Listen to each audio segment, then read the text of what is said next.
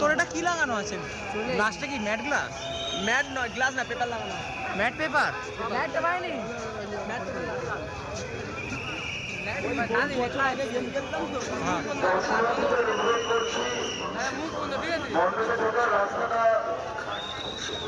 সচল রাখুন, অযথা কোথাও দাঁড়িয়ে ভিড় করবেন না।